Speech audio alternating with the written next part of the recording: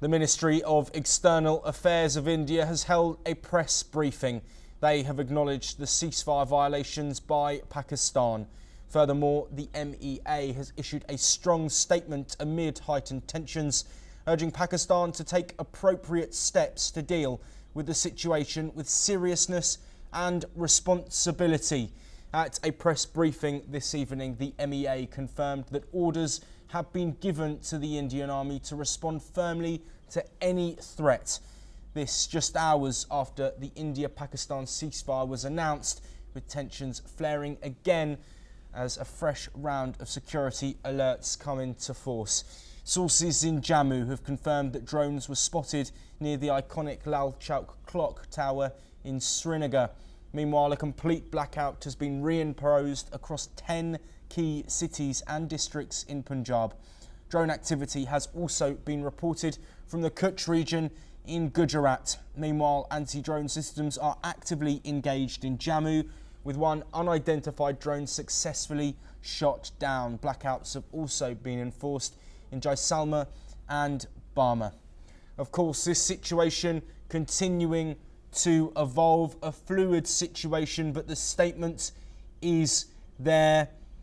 The Ministry of External Affairs holding a press briefing and detailing what we have just spoken about. Joining us to discuss this ongoing situation in the wake of a ceasefire deal that originally came into force at 5 p.m. today, Indian Standard Time. Lieutenant General Nitin Kohli, a senior defence expert, thank you for joining us. Can I please first get your reaction to the comments that we have just heard from Vikram Misri? Yeah, good evening, Joshua. You see, today morning, 6 of the airfields of Pakistan Army had been bombarded by us, and they incurred lots of losses, including some other fighters had been destroyed, especially in the area of, in the southern area. Now, after that, around 3:30, since they incurred the losses, 3:30, their DGMO of the Pakistan called up our DGMO and the ceasefire was agreed to. The cessation of fighting, they agreed. They didn't say ceasefire violence. Ceasefire was not agreed to. But after that, whatever you have said, you have seen it, why it has happened. The only reason I can think of is, you see, before I come to that, in the evening, this gentleman, their Prime Minister, he tweeted, he thanked Americans for the ceasefire. And thereafter, the army started firing. So either they want to show their PM in poor light, or they want to tell to the entire world that they are in control and not the Prime Minister. Also, there are the factions within the army. There is dissonance within the army. So some of the groups who are not in favor of the DGM or the chief, they must be doing it. So one really doesn't know how things are happening. Could be the Munir himself has realized that he has not been able to achieve enough. Whatever he did on his speech on 16th of April, whatever he said, he has not been able to achieve, and he has to face the population or his own junior officers. So could be he's under pressure that he's allowing this kind of thing to happen. But in any case, this is not in good taste. We have known the record of Pakistan. They have not been keeping their agreements right from 47, if you see how they've been behaving. It may be Shimla agreement or a number of agreements we have had with them, Lahore agreement, so on and so forth. So we are not surprised that they have behaved like this. It's a setback to the peace process. In fact, it was a very good achievement for both the countries. We both would have moved on the path of peace and prosperity. But the way they have behaved now that we are back to where we were 12 hours back. So now they have sent UAVs, some bombings are being carried out, some UAVs gone back. There are some reports of some terrorists also they've been found in Nagrota. So all this mischief which Pakistan was doing earlier is back. So that's where it stands. We need to see it for 2 days, because on 12th now the DGMOs are going to speak to each other. Yes. I hope it lasts. It is only a sort of sporadic kind of thing and not a permanent thing. I hope so. Some frustrated elements they have started firing, and it will stop after some time. Though in some areas it has already stopped. I hope so. Otherwise, the Yes. situation will be clear by tomorrow morning, how things are happening. And by 12th, what contours of this agreement are would also be known. There may not be any agreement in case the firing goes on. And then both the countries have options of doing whatever they can with each other. Absolutely. Of course, Lieutenant General Kohli, this situation is fluid, and of course the full picture will become clearer in some time. But I just want to go back to this statement from the Ministry of External Affairs Foreign Secretary Vikram Misri saying the armed forces are maintaining a strong vigil on the situation and have been given instructions to deal strongly with any instances of repetition of the violations of the borders along the international border as well as the line of control. I want to make it clear to you, everybody who is watching this right now, this is an ongoing situation. Information that is being reported, we are getting confirmed. We're waiting for confirmation before providing any information to you, but this is an evolving situation. Lieutenant General Nitin Kohli, I will come back to you. Of course, blackouts along several areas and the line of control, but also the international border as well. Reports of explosions, drones seen, also reports of firing along the line of control. We hear now from army sources that this has gone down to small arms fire, but earlier on, more heavy artillery firing. This, of course, in the wake of the ceasefire deal. What response can be expected, not just from India, but also from America, who was so key in brokering these conversations and ultimately bringing this ceasefire together? Are you asking me? Yes. Okay. You see, firstly, as far as the response is concerned, at the IB or the line of control, the army does not need anybody's permission. They would have responded. If there is small arm fire or there is artillery fire, they were done on their own. That is the permanent sort of carte blanche they have from the government, that they can do whatever they feel is appropriate. Now, as far as the USA, you said what is USA will do, what action they will take, that is between both of them. Initially, the vice president was here when this attack on 22nd took place. And thereafter, he made a statement that this is the war between the two countries. This is the conflict between the two countries, and we would not like to get involved. This is their conflict. After that, they started taking interest. Yesterday, the 2.3 billion IMF was also sanctioned, in which America played a role. And we really don't know what transpired between America and Pakistan.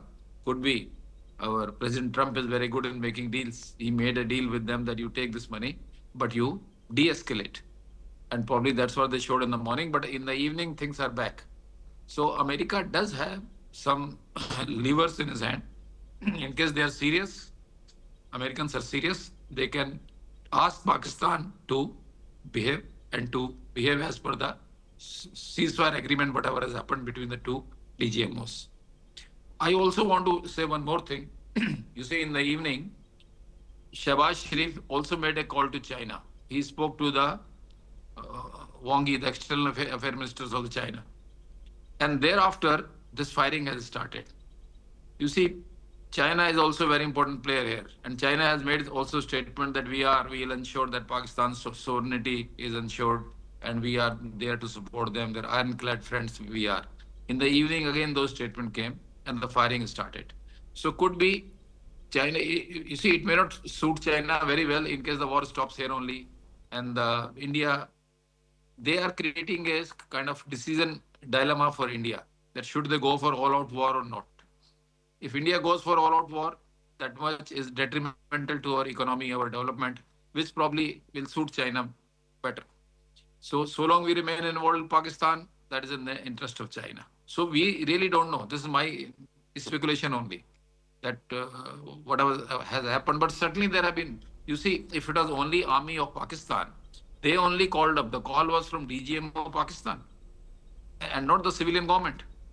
And thereafter, something has happened in these 3-4 hours which I can only think of that probably they were told by China to carry on doing this and we'll keep supporting you so that they keep nudging India and keep us engaged this side. Yes, To, yes, Lieutenant General. Okay. I want to reiterate what was said a short while ago from India's Foreign Secretary Vikram Misri. Of course, if you are just joining us, the confirmation that we have had repeated violations of the understanding arrived at this evening between India and Pakistan. This is a breach of understanding. We call upon Pakistan to take appropriate steps to deal with the situation with seriousness and responsibility. The Indian Armed Forces are giving an adequate and appropriate response. India takes very serious notice of these violations. The Indian Armed Forces have been asked to maintain a strong vigil. Indian Armed Forces will deal strongly with instances of repetition of violations of ceasefire along the international border and line of control. The message there that we received in that Ministry of External Affairs briefing, the Indian Foreign Secretary Vikram Misri speaking. Lieutenant General Nitin Kohli, I will come back to you, of course. The optimism along a lot of these regions after the announcement of this ceasefire. People spending nights in blackouts, people worrying for their safety amid uncertainty. This, of course, has resumed. 10 locations we know so far plunged back into darkness after reports of violations. How significant of a mental blow will this be taking for those residents? And also the wider ramifications, of course, for the regional safety. You're asking me? Lieutenant General Nitin Kohli, yes, I am. Okay. You see, any fight between India and Pakistan is not good for the regional security. There is no doubt in this. But you see, we are a peace-loving nation. Our PM has also been saying this is not the era of peace. It's not the era of war. We believe in peace. But the way Pakistan has been carrying out this terrorist activities, they've been conducting various sort of ceasefire violations on LC, etc. We have no choice. The war has been thrust upon us. The 22nd April incident was a very serious incident. And the whole country was up in arms, is still up in arms, and is behind the government and the armed forces. That strong action must be taken against them. So this is detrimental to the regional security. But that's what it is. We are prepared for that in case it happens, because when our national interests are compromised, India will go to any extent. And our leadership has made it very clear. You see, today we have strong leadership. Our country has the capability economically, diplomatically. We have good relations with the international community. Our armed forces are strong, especially as compared to Pakistan. So there's no reason that we will, and we take pride in our being Indians and in our own motherhood. So no one should be able to sort of take us for granted, which Pakistan has been doing for quite some time. So we'll do whatever it takes and put Pakistan in its place. It will be detrimental to regional security, what you're saying, but we are prepared for that. Yes, absolutely. Lieutenant General Nitin Kohli, thank you very much for joining us. I just have a brief update before we move on. The Union Home Secretary has spoke to the Secretaries of Border States and also has spoken to the Director General of Civil Defence. At the latest update, of course, this is a fluid situation and an evolving situation that we will continue to bring you all of the latest updates on. We head now to the